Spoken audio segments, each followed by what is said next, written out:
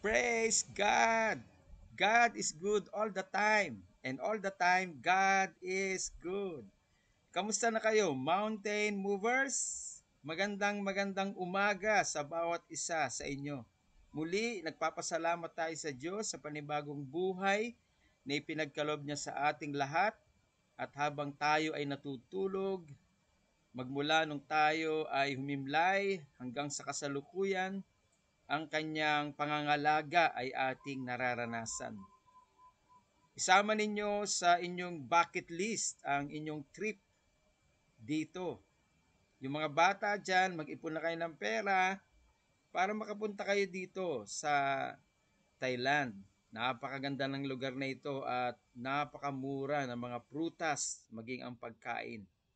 Ihanda lamang ninyo ang inyong pamasahe at meron kayong tutuluyan dito. Okay? Para maiba naman yung inyong environment at makita ninyo kung gaano kaganda ang Bangkok, ang Thailand. At tayong lahat ay magsasama-sama, magfe-fellowship tayo dito, magpupuri, sasamba sa ating buhay na Diyos na ating amang sumasalangit sa pangalan ng ating Panginoong Yesus at sa kapangyarihan ng kanyang banal na Espiritu Santo.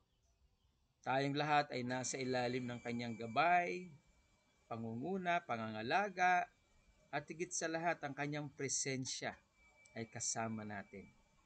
Sinabi ng ating Diyos na hindi niya tayo iiwan ni papabayaan man. Kung kaya't anuman ang ating pinagdadaanan sa buhay na ito, sigurado ang ating katagumpayan. Manatili lamang tayo sa Kanya, ipamuhay natin ang mga salitang natututunan natin tuwing araw ng Wednesday sa inyong prayer meeting, maging every Sunday sa ating gathering ng Word of God. I hope na sumasabay kayo sa mga awitang pagsamba bago tayo mag-aral ng salita ng Diyos.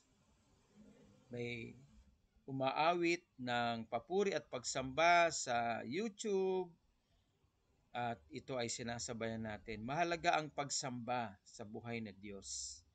Mahalaga ang pag-aalay ng pagpupuri sa buhay ng Diyos. Pinapasalamatan natin siya sa lahat ng bagay na kanyang ginawa at maging sa mga bagay pa na kanyang gagawin sa ating lahat. So ipagpatuloy natin ang ating pinag-aaralan at ito ay patungkol sa 5 hakbang patungo sa paglago ng ating buhay sa Panginoon or 5 steps to Christian growth. Yung una ay yung pananalangin. Huwag nating kaliligtaang manalangin sapagkat napakahalaga nito sa ating buhay. Ang lahat ng tao ay nananalangin, maging ang mga Muslim, mga Buddhist, pero ang kanilang Diyos na tinatawagan ay Diyos na sabihin na nating hindi buhay sapagkat wala naman silang ugnayan kay Jesus bilang Panginoon at tagapagligtas. Ang tao ay binibigyan lamang ng karapatan na maging tunay na mga anak ng Diyos kung kinikilala niya si Jesus at sinampalatayanan niya ito bilang Panginoon at tagapagligtas. Ang sabi doon sa John chapter 1 verse 12. If we receive Jesus and believe on His name, then we have given the right to become children of the living God. We have given the power to become the children of God. So mahalaga na tayong lahat ay tumatawag sa Diyos sa anumang pagkakataon ng ating buhay. At ito nga ay pananalangin. At tatandaan nating palagi na ang sagot ng Diyos ay sagot ng himala. At ang kaya niyang gawin sa ating mga buhay, maging sa ating mga mahal sa buhay, ay hindi kayang gawin ng sino mang tao. Ipinangako niya na tayo ay kanyang pangangalagaan, tutulungan, hindi niya tayo pababayaan. Sa halip tayo ay kanyang iingatan, pagpapalain sa anumang area ng ating buhay. Madalas ang inaasam natin sa Diyos ay malaking pagpapala, malaking halaga ng pera. Pero kung mauunawaan lamang po natin ang pagpapala ng Diyos araw-araw ay ating nararanasan. Habang tayo ay natutulog, binabantayan niya tayo at muling binibigyan niya tayo ng panibagong buhay at lakas upang ma-enjoy natin ang buong araw na kasama siya. May ginagawa ang Diyos sa buhay ng bawat isa sa atin. At ito ay hindi natin matatawaran. So, tumawag tayo sa Kanya, makipag-usap tayo sa Kanya. At ang kagandahan, ang Diyos ay nasa lahat ng dako ng lugar kung saan tayo naroroon. He is omnipresent. Wherever we are, God, our loving Father, is there with us, for us, through us, and in us. Kaya napakamakapangyarihan ang ating buhay. We can utter prayers. Pwede tayong mag-asal ng pananalangin sa Kanya, ng pagtawag sa Kanya, ng pagpapasalamat sa Kanya.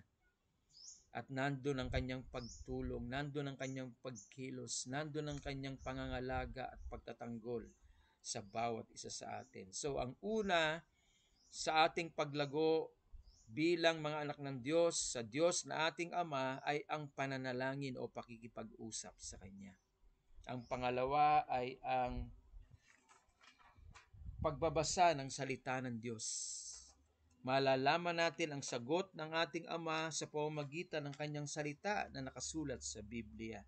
Because the Bible is the Word of God is speaking to us every day. Kaya nga nag-aaral tayo ng salita ng Diyos at ito'y pinakikinggan natin sapagkat ang pananampalataya ay dumadating sa puso ng tao sa pakikinig at pakikinig ng salita ng Diyos. Kapag napakinggan natin ang salita ng Diyos, ito ay hindi lamang nagdadagdag ng ating pananalig o pananampalataya sa Diyos, kung hindi pinatatatag pa nito ang ating pananampalataya sa Kanya. At kapag matatag ang ating pananampalataya sa Kanya, ang sabi sa salita ng Diyos, there's nothing impossible with us because there's nothing impossible to those who believe. We can be with God through faith.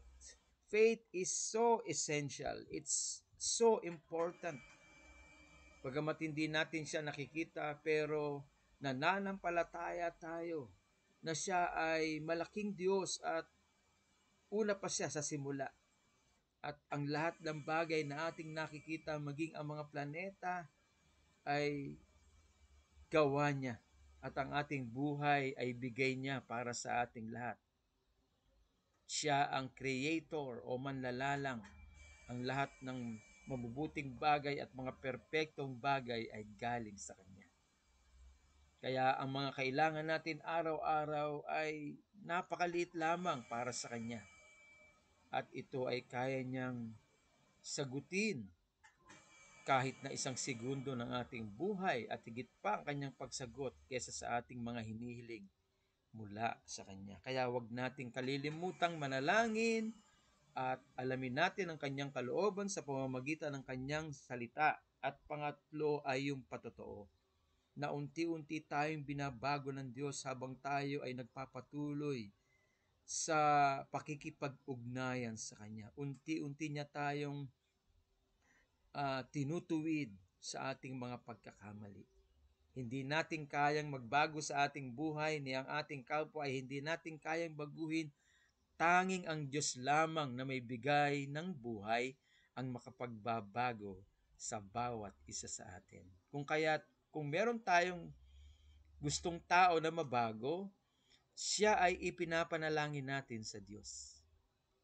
Itinataas natin ang buhay ng taong yon sa Diyos sapagkat walang imposible sa Diyos at ang buhay natin ay galing sa Kanya kung kaya't madali niya itong baguhin on a daily basis sa pang-araw-araw ng buhay ng bawat isa sa atin.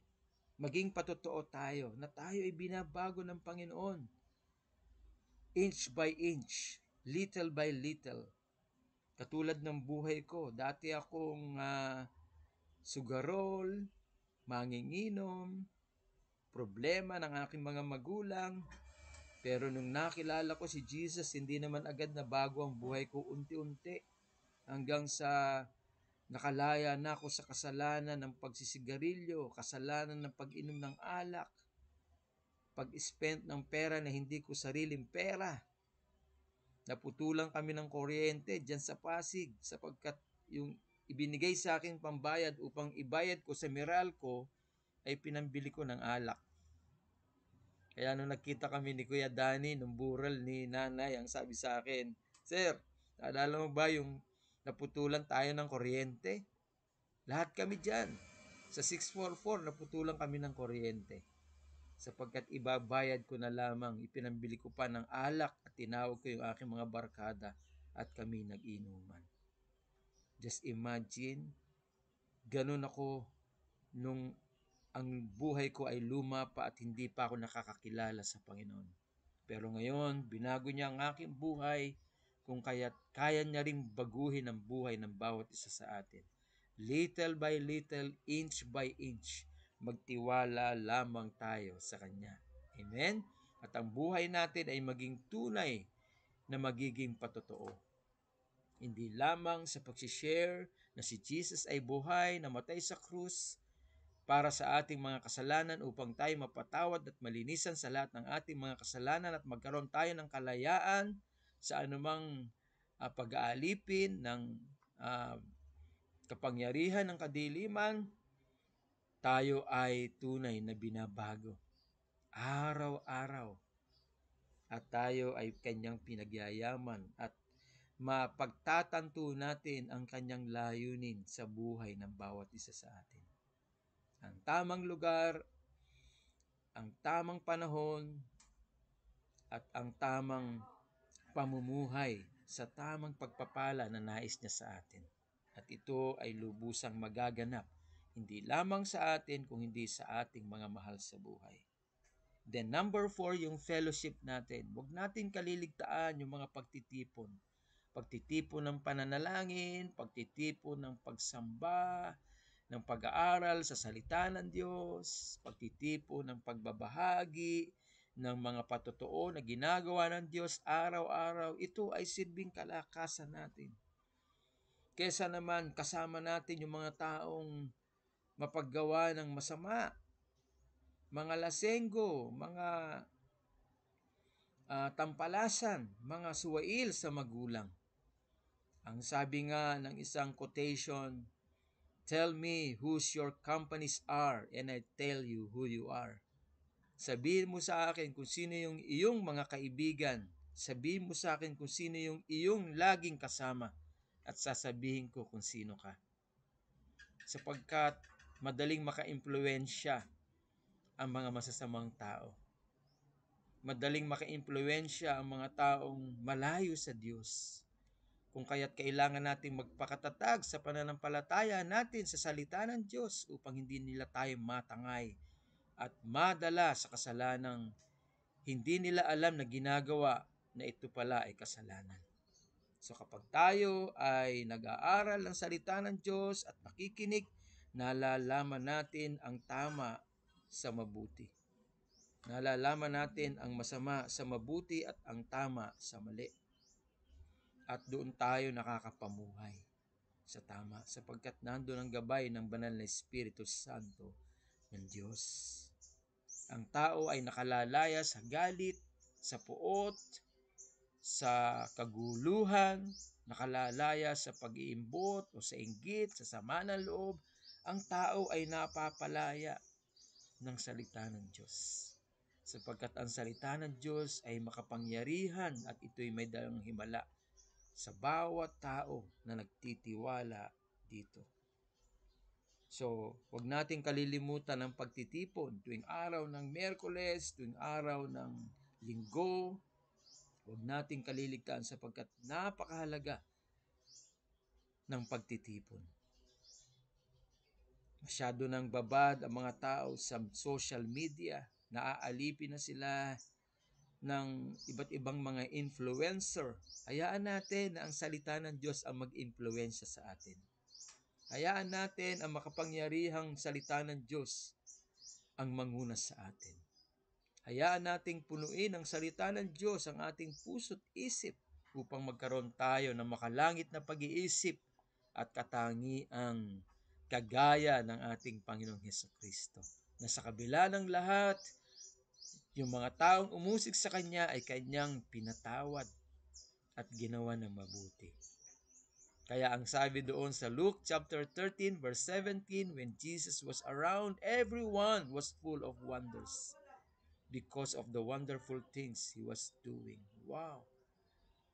Saan man naroroon ang ating Panginoong Yesus nung siya'y nabuhay dito sa mundong ito, 2,000 taon nang nakararaan, ang lahat ng tao ay napagpapala.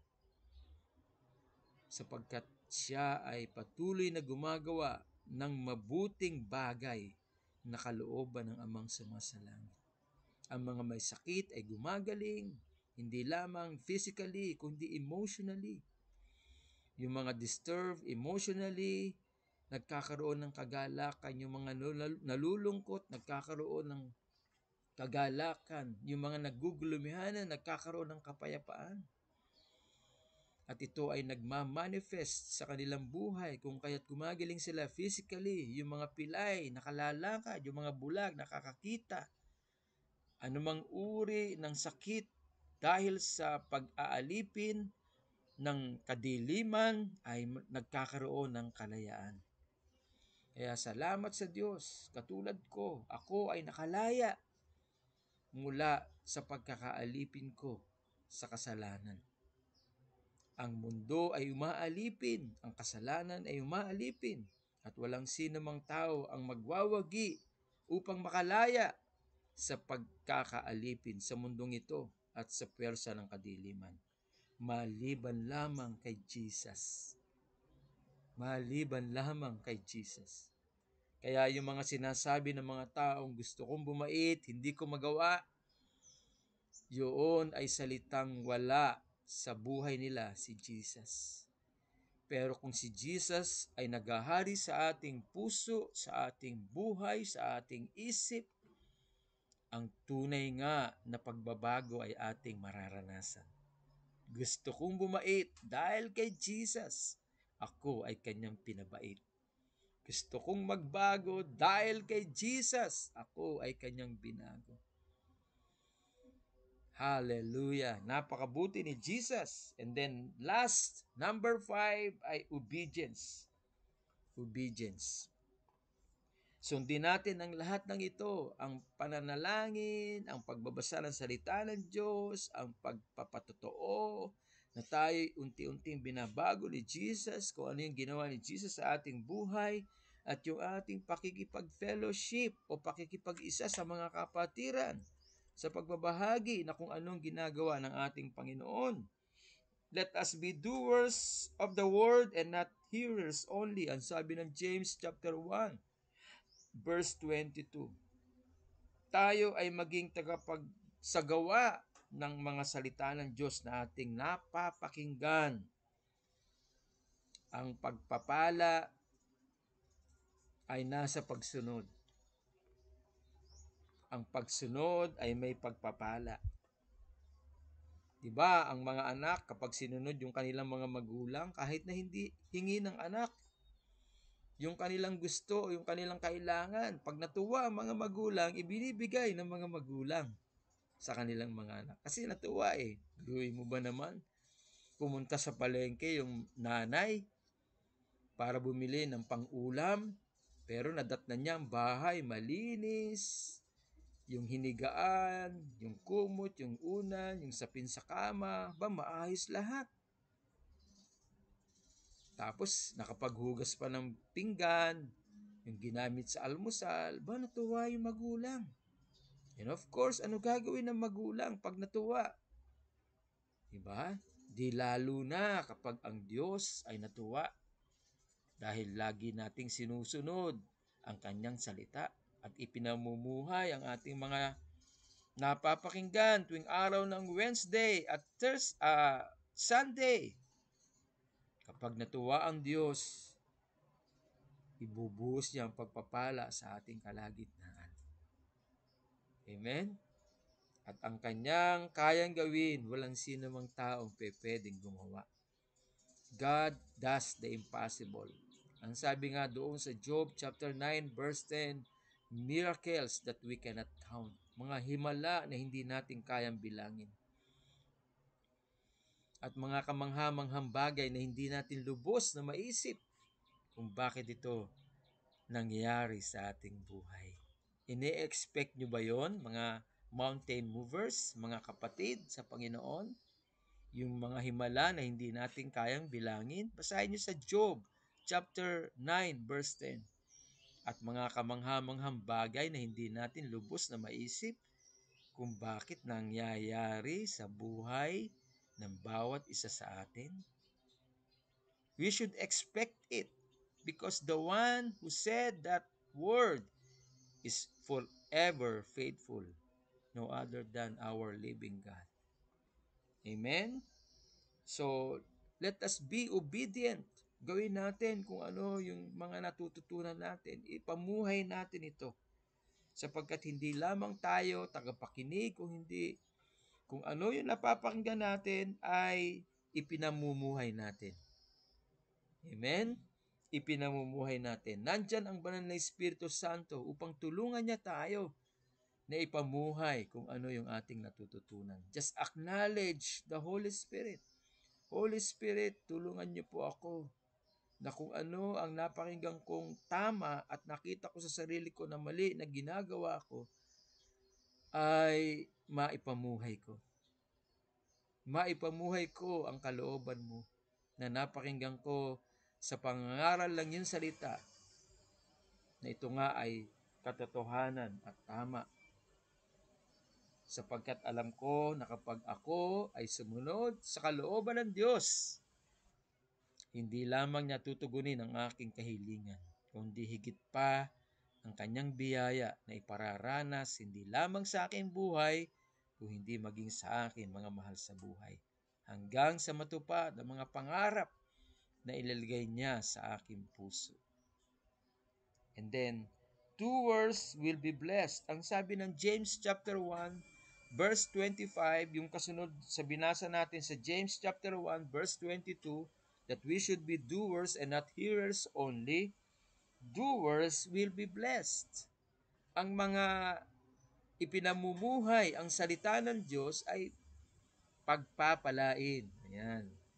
Pagpapalain. Naalala nyo ba si Shadrach, Meshach at Abednego? Di ba hindi sila sumamba sa Diyos-Diyosang ginawa ni Haring Nebukadnezar? Ano ang ginawa ni Haring Nebukadnezar? Inutusan niya yung kanyang mga matitipunong sundalo.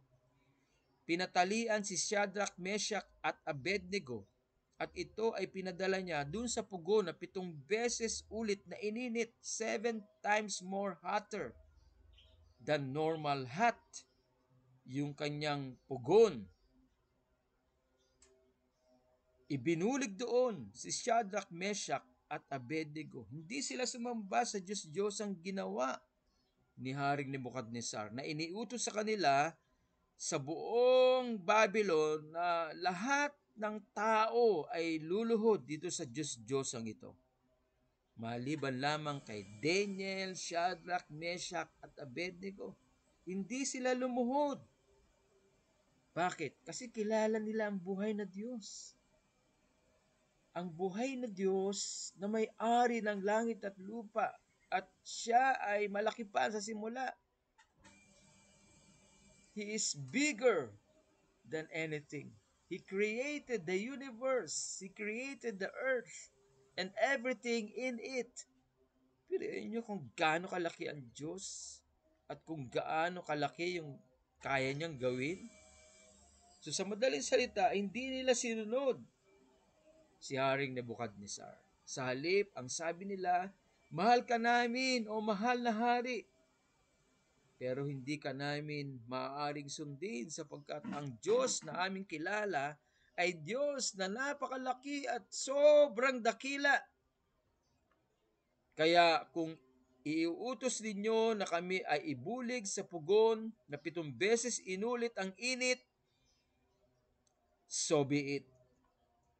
Gawin po ninyo, O Diyos, sapagkat ang Diyos namin na sinasamba ay Diyos na makapangyarihan sa lahat at kaya niya kaming iligtas sa pugon na yan.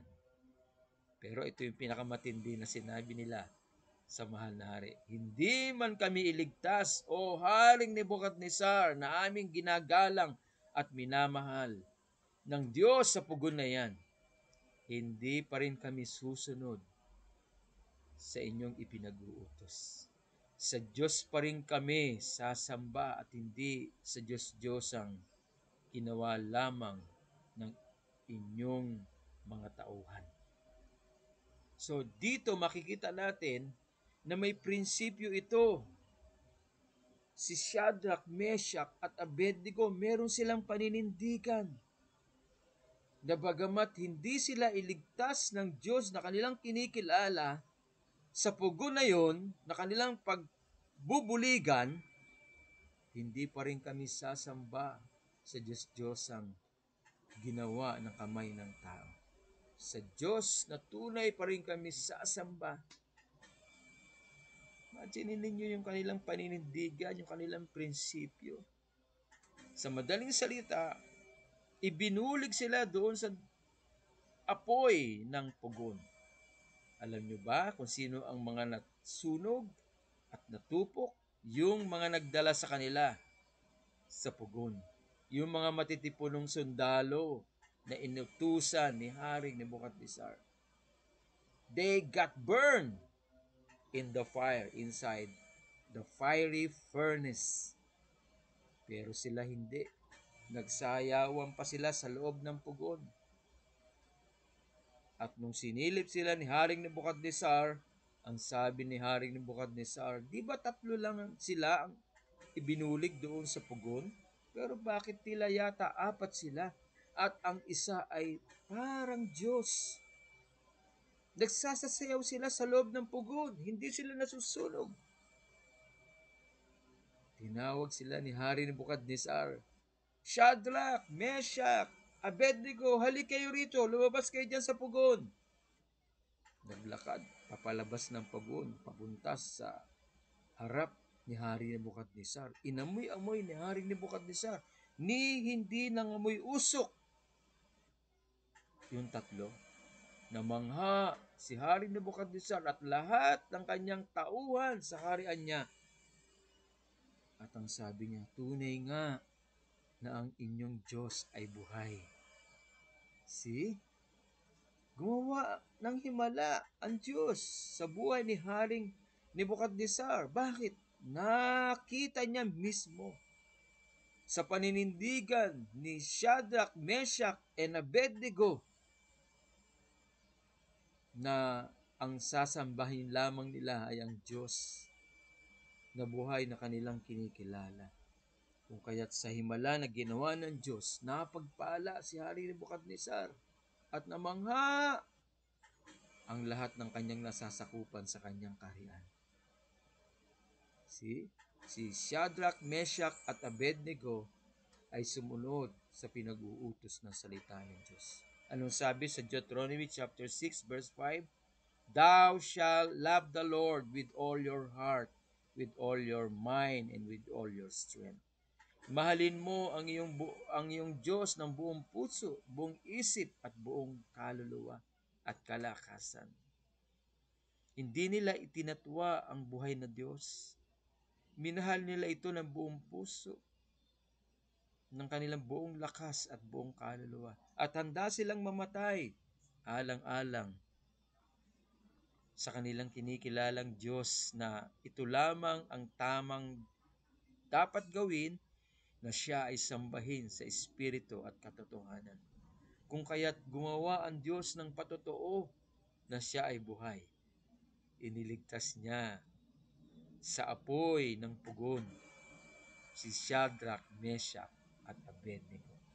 Samantalang yung mga nagdala sa kanila sa pugon na yun, sila ay nasunog at naging abo.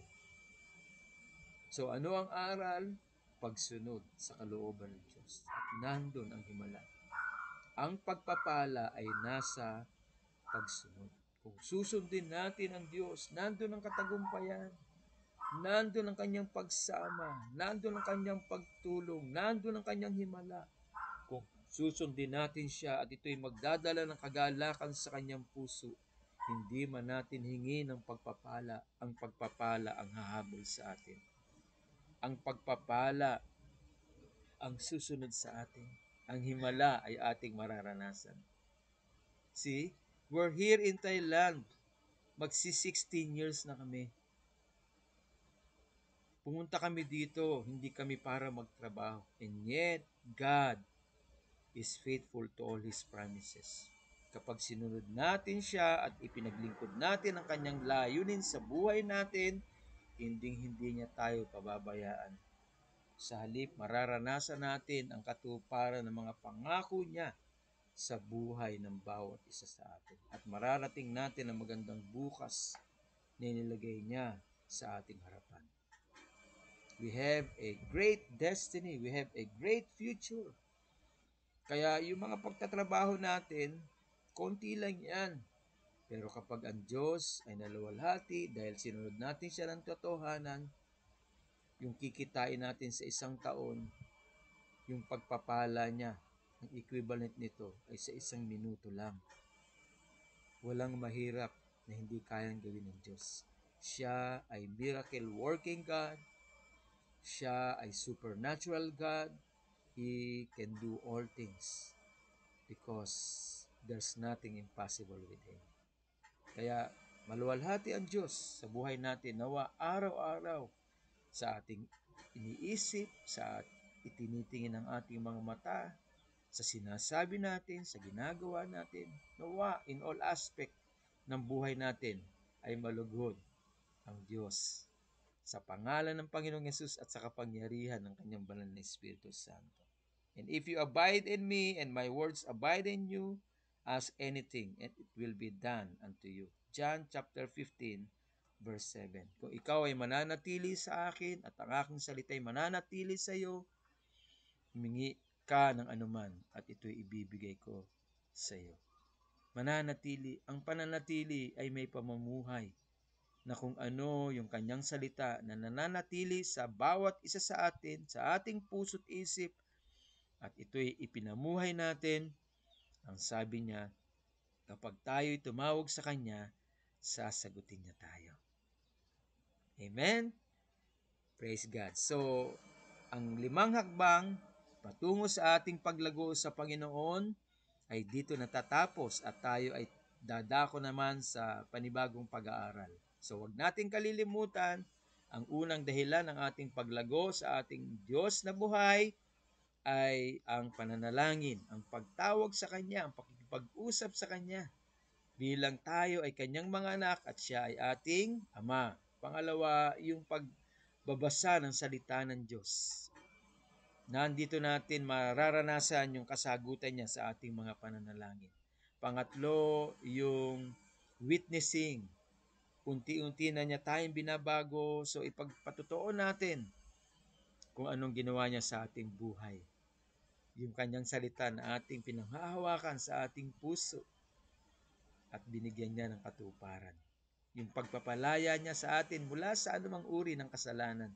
Sabihin natin sa ating kapitbahay, sa ating kapwa, kaibigan, sa ating mga kakilala na si Jesus ay mabuti at siya'y namatay para sa ating lahat upang matamo natin ang kapatawaran at ang buhay na walang hanggan.